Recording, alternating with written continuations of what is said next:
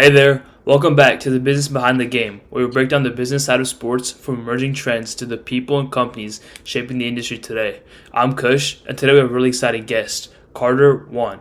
Carter is the co-founder of Athletes Pen, a company that helps athletes build and grow their professional brand on LinkedIn and other platforms, and co-founder of C1 LLC, a creator economy company that closed $3.5 million in creators deals in 2025 alone. His path to building in the athlete branding space runs through real estate, short term rentals, Korean beauty influencer marketing, and the creator economy. And Athlete's Pen is backed by the 2014 NBA Rookie of the Year. Carter's career is one of the most non-linear stories I've had on this show so far. Before we start today, Carter, how are you doing? I'm doing good, man. Had a My friend's getting married this weekend, so last weekend I had like a bachelor trip, so it's been Oh it's been wow, cool. yeah, how was that?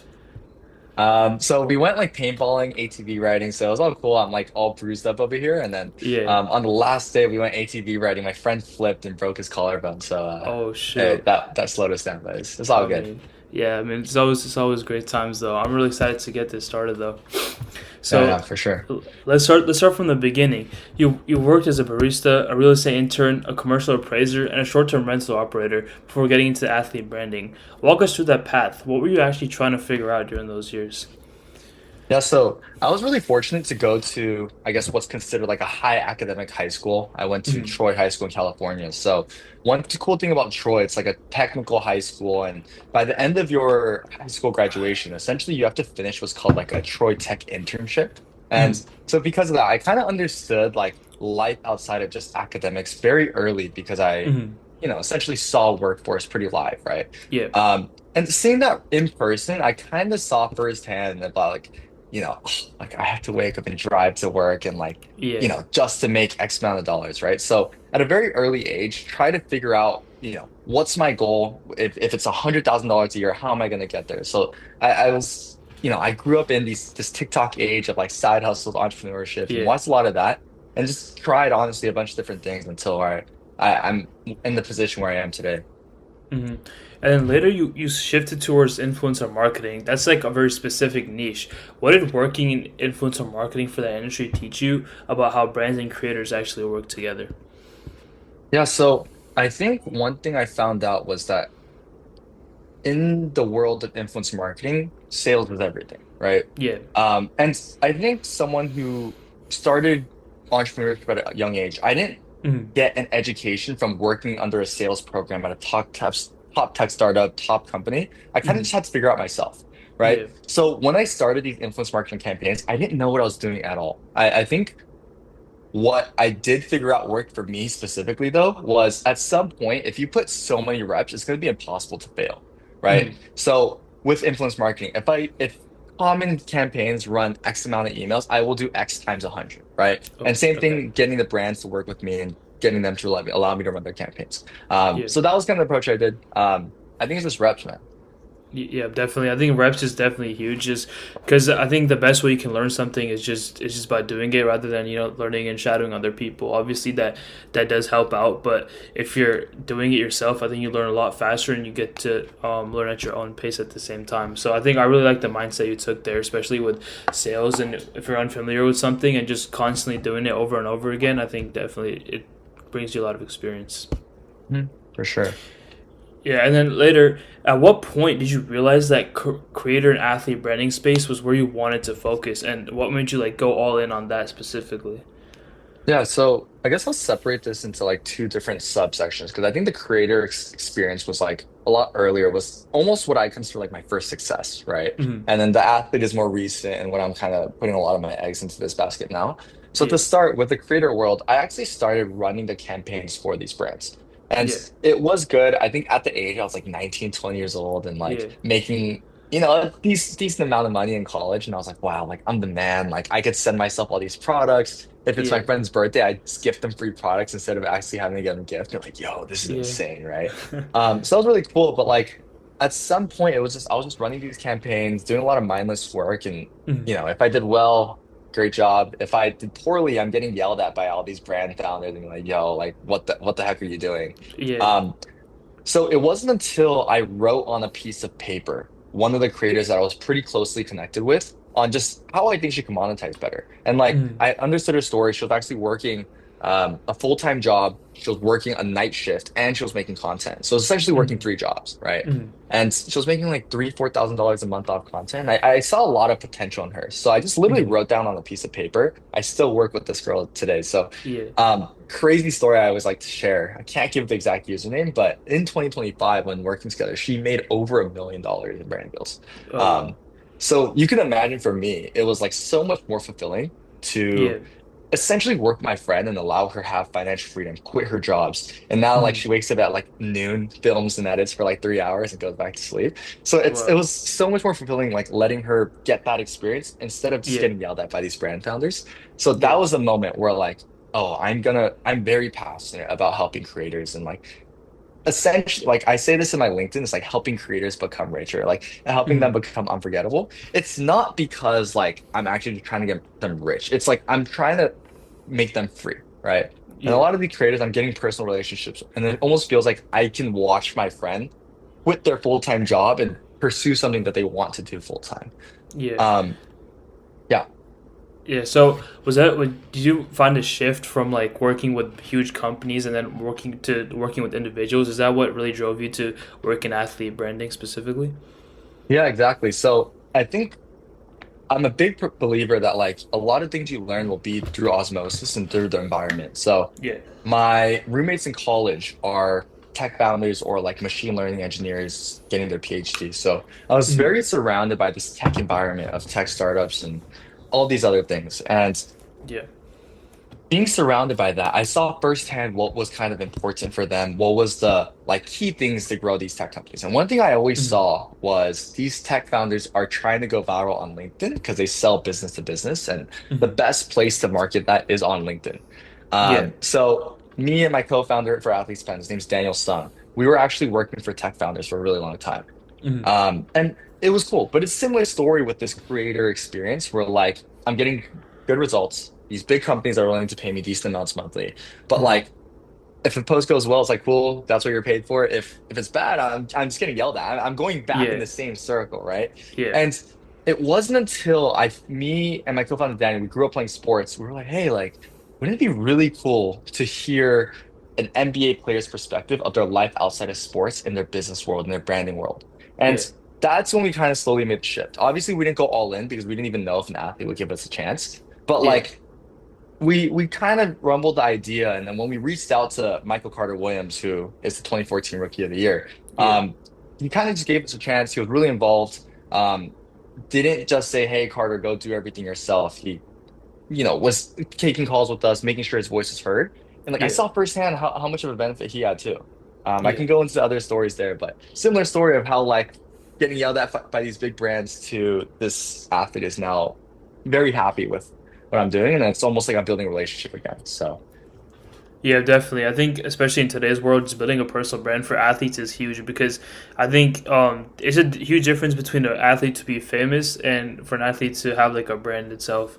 Because I mean, if you look at 100%. like Steph Curry, obviously you think of him as a really great NBA player, but people who are closer to him think of him like as more than that because he has his like Eat Learn Play Foundation and he has like other like side things that he's doing at the same time, which builds up more of his identity. So I think just helping athletes just build that brand is absolutely huge. Yeah, 100%. Yep. And going back to earlier, you've covered a lot of stuff, and you've even done your own LLC. So from C1 LLC, you closed $3.5 million in creator deals in 2025, and obviously that's slightly different from where you are currently with Athletes Pen. What did you learn from the experiences helping you in your role today? Yeah, I think the biggest thing that I think has translated into Athlete's Pen is number one, like communication and almost leadership. Because for C1, it's like I'm a one-man show, but I have a few like interns and assistants and managers under. Yeah. Uh, and then similar with Athlete's Pen, it's like even though I don't have people under me, how to communicate that is really important, right? So I'd say that's Yeah. number one. And I think the bigger thing is also it just falls back under sales, right? Mhm. When I first started C1 LLC, which is we actually do business under another domain. So Yeah. C1 is just my first and last name, but um when I first got it and I first started signing these top creators, Mhm. it's not easy to get a top creator to work with you when you don't have a history, when you don't have proof, and when you're not the biggest agency, right? And Yeah. it's For sure. strictly through grit on getting like they won't even respond to your email, right? Yeah. And with Athletes Pen and working with these top athletes, it was a similar experience. No one was going to give me a chance, right? Yeah. And I think so for C1, I was straight relentless when I first tried to reach Yeah. out to creators. So like I still hold this to this day, by the way. So like let's say I'm trying to talk to like this top creator, right? I don't know, let's just say it's Carter Juan is a top creator, right? Yeah. But what I literally did was like I found every channel I could reach out to him. So that was like text, email, DM, Twitter, Yeah. Instagram, LinkedIn. I reached out to every single form, right? And I would do that, max it out. If they didn't respond, I would hit up his mom, his dad, his brother, his sister, Wow. his barber, Yeah. his stylist, and I would do that all over again. That Instagram, phone, email, whatever. And now I'm Yeah. touching this guy's like communication channels through like 40 different points just to get in contact. And at some point they're going Yeah. to respond, right? Not everyone, but um, not saying that like bombarding someone with messages is a good thing, but it's more like the relentlessness of like if you want to Yeah. get a sale, it's like at some point you can do more than just an email, right? Yeah, There's for sure. so many other ways, and it's how gritty you're gonna get, right? I think that's the biggest translation into the creator world to the athlete world that I've experienced. Yeah, definitely. And I actually agree with your point because I mean, just for me, just reaching out to people for the podcast, obviously just Mhm. DMing people on LinkedIn, emailing people, and sometimes they don't respond, and then others will like Yeah, respond, and then will like leave you on like read after. So I think just being Mhm. relentless, following up, and just Yeah, even if they miss a meeting, you should be there to follow up. So I think that's definitely huge for sure. Just having that like relentless mindset. yeah, for sure. I think like I can imagine for you as well. It's like you're a young guy still in high school, right? Like, Yeah, probably not a lot of people going to give you a chance for podcasts, especially if it's like over Zoom or like like that's pretty gritty, right? So, yeah, for I think sure. it's this it's sick, man. Yeah, for sure. I mean, when I first started off, it was just like my biggest thing was just building credibility, and it's like the first couple months was like rough. I would like send out like 100 emails, and I'd get like one or two Mhm. people back, and then but Mm, now like over like LinkedIn, I think once you build credibility and show people your work, I think they're definitely more open to coming on for sure. yeah, for sure. Yeah, and I wanted to shift over a little bit to Athletes Pen. For people who haven't heard of it, what does Athletes Pen actually do, and who is it for? Yeah, so Athletes Pen is a LinkedIn branding agency for Mm-hmm. athletes and founders. So I say athletes and founders, but we do primarily focus on athletes. Mm-hmm. And I think the reason why it was started is I think a lot of athletes post either on Instagram or they just don't post at all, right? Yeah. And on Instagram, you get a cool like, oh, I caught a football, or I'm doing a weird TikTok dance, right? But Yeah. there's so many cool things in like the athlete venture or athlete business world that no one talks about. Mm-hmm. And I think we're seeing it firsthand through like Kyle Kuzma and like some of Mm-hmm. the other athletes on like Yeah, LinkedIn and for Twitter sure. world, like how much power there is. And uh there's so many things I learned through posting for athletes that like normal people wouldn't understand. So Mm-hmm. for example, like Michael Carter Williams, you would think this guy didn't graduate college, grew up only playing basketball, you know, didn't have an Hall of Fame career. You would think almost like he's dumb, right? Yeah. I've talked to this guy like almost every day for the past few months. So well spoken, pillar in the business world, and like Yeah. he's just so smart, right? So, Yeah. Athletes Man is really just to give a voice for athletes out there and a position their Mhm. brand on LinkedIn so that their brand can put them in positions to where they can choose anything they want outside of their athletic career. Yeah, definitely. I think, like you mentioned at first, just I've seen a lot of athletes like Spencer Keith Jones, Kyle Kuzma, Michael Carter Williams. I've seen all of them starting to post on LinkedIn more, and obviously, since I'm like really involved in like the sports business side, like I always see their posts come up on like my LinkedIn for you page, and I think it's really cool to see because I mean, when I first saw it, I was really confused just seeing an athlete on LinkedIn, Uh-huh. but once it starts expanding, I was like really interested to see what how far people would take this. So, and I think Jalen Brunson started to post recently too. Yeah, I So. saw that. Yeah, and you also mentioned you focus primarily on LinkedIn for athletes. Most people think of LinkedIn as like more of a corporate networking site. Why do you think it's one of those like more important platforms for an athlete's professional brand? Yeah. Well, I guess to give you a breakdown of when Athletes Pen first started, I could Mm, talk about the type of athletes we worked with, right? yeah. So, number one, I will say yes, it is a corporate networking site, but there's so much other powers. And I'll give you a breakdown. So, like when we first started, we wanted to work with a big subsect of athletes and basically show that we can provide value for every single type. Mm, So, we worked with the NFL, NBA superstar, and this is obvious, right? They mm, present themselves as a thought leader. they get better investment opportunities with better investment terms, and they can get Yeah. brand deals, right? So Yeah. this one's obvious. But I think like once we get closer to the middle and like the lesser well-known athletes is like what we Hmm. find really interesting. So in the middle right here is like there's a lot of athletes where like they made maybe 10, $20 million in their NBA, NFL, whatever career, and Hmm. super good, well, like super great living. But some of these NFL guys are wearing helmets, they're lying in whatever. Yeah. Like most of the guys won't know that, right? Yeah. So in these situations, how can this guy who made 10 to 20 million position his real estate fund or real estate portfolio in the way they want? So one Hmm. person in particular wanted to turn a 4 unit into a 40 unit Hmm. real estate deal. So for this, he needed the money, he needed to get a construction loan, he needed all these different things. So Yeah. just from posting on LinkedIn for 3 weeks, this guy got in contact to those three specific people he needed. Oh Did wow. not Yeah. care about virality and turned that 4 units 4 unit, right? Just Hmm. from one thing. On the opposite end, worked with like some NIL guys were like in NIL they made maybe 100K, but like Yeah. they're not that like superstar first round pick who's gonna work like get an NBA career, right? Some of them might need to Yeah. get corporate jobs. And I Yeah. remember my co-founder Daniel, he went to Vanderbilt. One of the student athletes there was saying, "Hey Daniel, like I have a small NIL package. I'll pay you a little bit. Can you just help me posting on LinkedIn?" So they Yeah. workshopped it a little bit, started posting. And this guy's working at JP Morgan now, right? Oh wow. Yeah. He literally would not have a career, would be jobless, and like have a college career that means nothing essentially, right? And just from Hmm. posting on LinkedIn for 3 months, got a final round interview at JP Morgan, Morgan Stanley, and now he's working at one of these things. So Yeah. So super sick to see. yeah, for sure. I mean, that's great success stories I've just heard from you. But do you think LinkedIn more specifically just helping them build like a personal brand for like corporate jobs down the line, for, especially for those like you mentioned who are lesser well known or college athletes who aren't going to have like a like professional career? Do you think LinkedIn is mostly helping them in the corporate world in the future, or is there a separate goal you have in mind for that? Well, I'd say there's two things, and one of them is what you just said for like these lesser well-known athletes and Yeah. NIL athletes. That's one. But I'd say the other one that we also help with is there's a lot of these athletes with businesses. So let's say this business sells B2B. So they sell some tech HR AI, right? Hmm. This AI agent cannot be sold on TikTok and Instagram, right? Yeah. Who are the people that are going to buy this product? It's like the CTOs, the business leaders in the tech world. Where are Yeah. these people? They're not on TikTok, right? Yeah. That's They're true. on Instagram. So those are the two things that we try and really target marketing wise. Okay, yeah, I mean that makes sense because I think yeah, especially for B two B sales, just having a LinkedIn like there's obviously that's more professional and corporate networking site. So I think just networking through there is definitely more important for especially those who have like their own companies and stuff like that. Yeah. So diving a little bit more deeper into Athlete's Pen, what does the process actually look like when an athlete comes to Athlete's Pen? So like, what do you do for them step by step?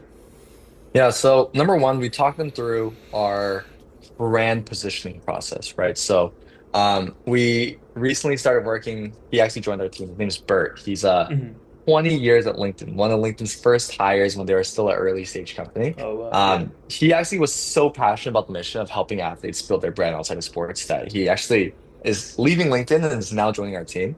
oh So that's wow, been super sick to see. So he yeah, talks to the athlete, helps build their brand in a way that positions them exactly how they want to be known for in like 2, 3, 4, 10 years down the line, right? So that's step one. hmm Step two is I will put them through like a guided interview process where hmm essentially I'll talk them through some questions. We have like every piece of public information written down and in our notes as well. But we try and dive in and get like the lesser known details and kind of really get the athlete's voice down and like in our notes so that we can start writing. Um, yeah, and then from there, the athlete will like talk through with us. We'll make it really easy for them, but we want to make sure every single post gets the athlete's writing and voice in. We're just kind of like the facilitator to who helps make that process a lot easier. So, a hmm guy like Michael Carter Williams, all his posts are his, but it's like, how can we write it in a way that it's more aesthetic to the LinkedIn algorithm, right? yeah. So, that's kind of like what we're kind of facilitating. We help with a few other things as well, but that's like the main core of like when they first start working with us, how it would look like. Yep. Okay. And you just mentioned Michael Carter Williams, and obviously you mentioned him a couple of times over this episode. And like we mentioned at the start, You're backed by Michael Carter Williams. So how did that relationship come about, and what does having that kind of credibility behind the athlete's pen actually do for the business? Yeah, so Mike is actually more than just like our backer. He's actually in the weeds and like in the day to day with us, actually. So I would almost consider him as like one of the co-founders, right? So how this actually got started was like we were writing for Tech Founders, as I said, and like I grew up playing basketball. I had dreams of playing like Division 3 basketball. My co-founder was Vanderbilt's mop boy, essentially cleaning the floor, cleaning the sweat Mhm. of the floors of Vanderbilt's basketball team. And we were just like, hey, like let's reach out to like a bunch of these athletes. And then Mike was one Yeah. of the few guys who actually gave us a chance. Yeah. Um, so it started from there, and it wasn't a like, hey, like post, right? It was like he was testing us to see if we're legit. And he was posting on LinkedIn a little before that, but like once we started posting them, or once we started like kind of talking through strategy, working with him to get the posts, Mhm. his account blew up. It went from like whatever he was at to now he's at like 18,000. He got LinkedIn top voice. A lot of times when like athletes go directly to LinkedIn and talk to LinkedIn, it's like they're like, oh, just talk to Michael Carter Williams. He's the gold standard of what we want an athlete's LinkedIn page to look like. Or Mhm. what else do we see? Oh, Michael was in Vegas for Summer League recently. He was like an announcer, and apparently a bunch of people were coming up to him saying like, "Yo, Mike, I love seeing your stuff on LinkedIn." And Mike was like, Yeah. holy crap!" His family's like, "Yo, what are you doing on LinkedIn?" Right? So, it happened really organically. It was we started a working relationship, really proved our worth by like showing value, and like the results kind of showed, and kind of went from there.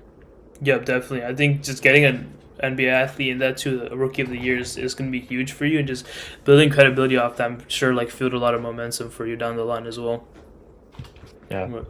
Yeah, and I think the biggest thing about personal branding, especially now, is NIL and college athletes. I think you mentioned earlier you guys worked with the college athletes. So how does what you do at Athletes Pen connect to the NIL world? And are you working with college athletes? And if so, are you doing anything differently for them compared to like obviously people who are in like professional leagues?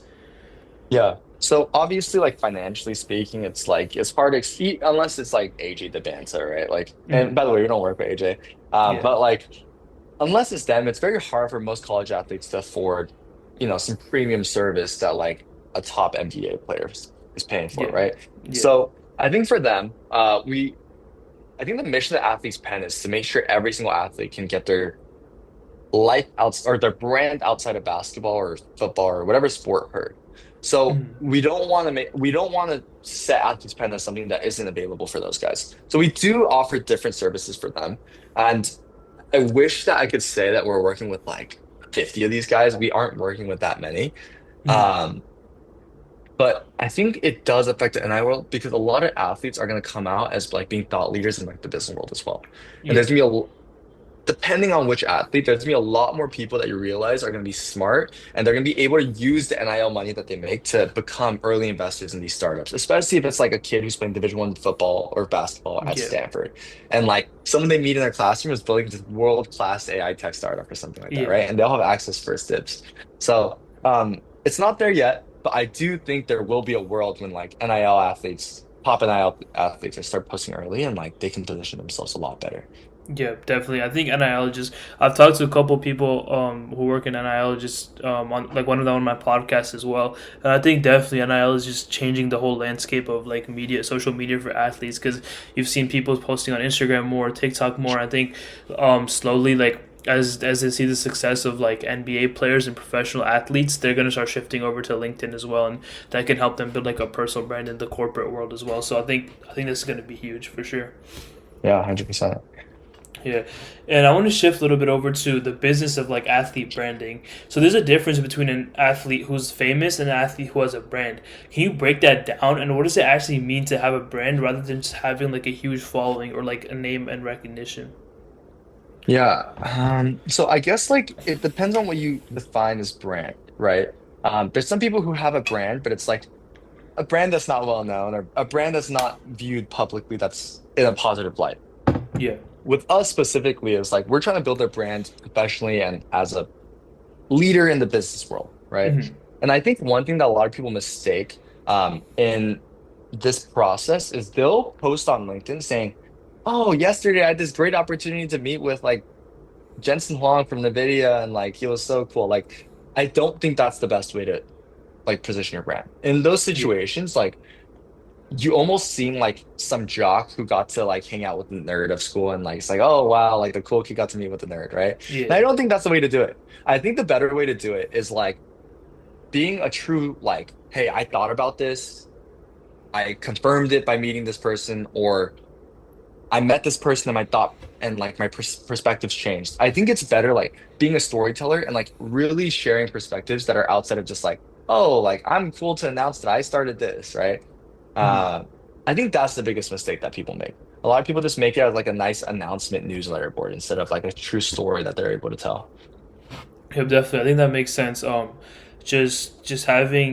Just having like a personal brand and a story is gonna be a lot more important than just having like random facts about yourself or like a bullet point list of who you are. I think just having a whole story, and I think that helps you connect with people more too. Just when you see their like non professional side, because I mean, for me, when I see professional athletes online, um, especially this is I think there's one guy on the Mavericks. I forgot his name off the top of my head, but he like posted he does a lot of like stuff with Legos and stuff, and you can see it on TikTok, and it's just like it's really you connect with more with them. You see that they're just like an ordinary person, just like you, and obviously they're in just the spotlight because they're in a professional league. But I think Mhm. just seeing people talk on LinkedIn, TikTok, Instagram, all these like social media platforms, and like build a brand just helps you connect with them too.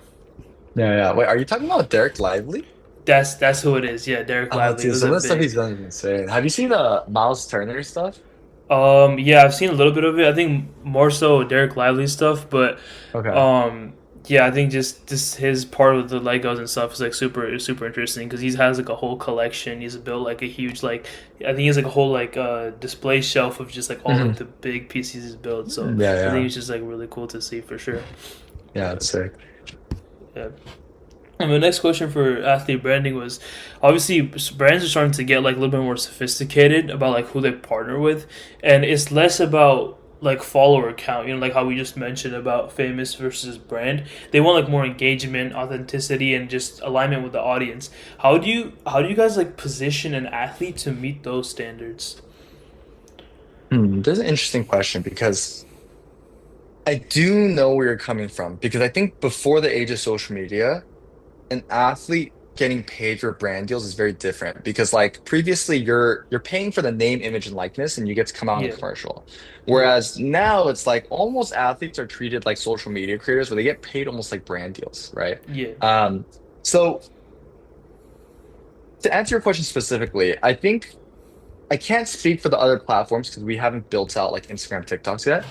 hmm, But on LinkedIn specifically, it's actually less about followers, like you said. It's about like making sure we're targeting the right audience. And like yeah, engagement is good, but LinkedIn actually breaks down every single form of viewer as well. It's like how old is this viewer? What type of position does he do? Is he an engineer? Is he whatever? So I think for how we're positioning ourselves there, it's we're trying to target the right person. And every athlete has a different person that they want to target. They want to inspire the hmm, next generation. They want to hire someone for this role, or they want to get funding from this VC. So it's like for us, it's we're trying to be really understanding of what the target audience is, and we build the hmm. posts based on that. Yeah, most definitely. I think just building off of just like building a huge like brand for the athlete is gonna be huge because like we just talked about like Miles Turner and Derek Lively. I think people see those that ordinary side of people and like who they really are other than an athlete. I think they start to realize like the bigger person that they are, and that helps like really build your name, image, and likeness in terms Mhm. of that. And some athletes have started to invest like really heavily on their personal brand, and others like start like have completely ignored it until they absolutely need it. What do you think like athlete? What do you think happens to athletes who are like waiting too long, and what is it actually costing them? Yeah, I will say like the athletes that wait, I kind of understand because they're trying Mm-hmm. to keep like the main thing, right? Like Yeah, for an NBA player, it's like nothing should be a focus besides getting shots up, getting the weight room, right? So I yeah, understand. However, I will say, for example, I'm only going to use Michael Carter Williams because, yeah, he's like our guy. But yeah, Michael tells me all the time about like how much access you have while you're in the league versus once you're out. And at the same yeah, time, he also talks about how, holy crap, imagine if I was posting during my rookie run, right? So yeah. a lot of people know, but Michael had like one of the best first games as the NBA rookie in NBA history, right? Almost Mm-hmm. quadruple double against LeBron James. Oh wow. Imagine if that was a LinkedIn post, right? Yeah. Imagine if he had like 100,000 followers on LinkedIn right now because he's been posting back then. And like Mhm. LinkedIn's algorithm is actually set up to where like if I make a post and you like it, it'll also go to your followers, right? So Mhm. now Michael Carter Williams would have a set, which is his LinkedIn post, which is like any single time anyone posts, he'll get an extra 100,000 views just from him liking it, right? Mhm. So imagine if he was able to leverage it, right? Yeah. So I will say it is great, but um, what happens to athletes that start too late? Like some of them never get a chance to come back, right? Yeah. I will say it's never too late though. Like the best time was yesterday, and the second best time is today. Yeah. Um, what does it cost them though? Is like the ultimate virality of like your Yeah. day-to-day lives where everyone's watching it. Yeah. Yeah. So Yeah. Definitely. I think. I mean, yeah. I mean, you are right. Like, it definitely makes sense for those who are in the league still. They're focusing on like the weight room, getting shots up, or just perfecting their craft. But I think the biggest thing about an athlete's career is it's not as long as these corporate jobs. If you see people who are like working corporate jobs, they're retiring around like late 50s, early 60s type of thing. But a lot of athletes, you never know when your career can end. You can have an injury or um, like something could pop up, and next thing you know, you're like out of the league. And I think if you don't have something as a backup plan, and um, like obviously God forbid something goes wrong, then I think that just building a personal brand after that is definitely going to be like really really rough. So I think starting early is definitely huge, especially for college athletes and those who are trying to like just work with NIL a lot and just get early access to money from there. I think just building a brand for that would be like really important. yeah, 100%. I think I really like what you said as well about how like the athlete career does not last 50 years like a normal corporate career. And I Yeah, think a lot of athletes also they're almost naive, right? Because like an NFL player who's making let's say an 800K contract for 1 year non-guaranteed, for yeah, normal people in the corporate world, 800K is insane, insane. right? Yeah, for sure. But I think some of these people think it'll last forever. And the truth of the matter is, like next year they might not have a job, right? Yeah, And if you're living that same like expensive lifestyle that you're currently living, that 800K will go by quick, and you're gonna have to figure out yeah. how to build yourself outside of just your sport. Yeah, for sure. Yeah, especially the salaries too. Obviously, you can see athletes like living like with $50 million contracts, but I think what people don't realize is that the lifestyle they're living like requires that type of money, and Yeah. obviously you have to scale it to that level. And to you, you might be paying like you might be earning a salary of like 100K per year, but for an athlete, they're living that lifestyle of 50 million. They're still paying those taxes. They're still paying their house. So I think definitely, I think just the salary part is some things that people don't understand. Yeah. And my last question was for the athletes in my audience who want to build a professional brand but don't know where to start, and also for those young entrepreneurs who want to build something in like the creator and athlete space, what is one thing you want them to walk away from this conversation knowing? Well, start with the young entrepreneurs. I think like for young entrepreneurs, it's like don't be afraid to just start. I think Mm, with AI now and a lot of different tools, it's so easy to start. And if you fail, it's so easy to pivot and try again. I yeah. think even 10 years ago, if you wanted to try, it felt like you have to give up a year or you have to quit your job and you can't do anything on the side. It's like now you can try at any point, see if there's product market fit, spend a Mm, little bit of money on ads and see if there's any like fit, right? And you can go from mm, there and then transition it to um, what could be a big company, or you can always pivot. yeah. So that's what I would give the young entrepreneur. I would say for athletes trying to build a personal brand. I think, as I mentioned earlier, the biggest advice I can give is like start now. Yeah. There's no better day than like right now while you're getting at the prime of your career. And if you're at the end of your career, you're never gonna get an opportunity to be like Yeah, for still sure. playing, right? Once you retire. And like, at any point, right? Right now is the best opportunity. So documenting the journey is is the best thing possible. So Yeah, say that's definitely. for the Yeah. athlete. Yeah, I appreciate that advice, and also I appreciate you taking the time today. Definitely means a lot, and I think today was like a great conversation. So thank you for that. And that's a wrap on today's episode. Huge thanks to Carter for sharing his insights. If you guys want to learn more about Athletes Pen or connect with Carter, all the links are going to be in the description below. If you enjoyed the episode, be sure to subscribe and leave a review wherever you listen. I'm Kush, and I'll see you next time. Appreciate it.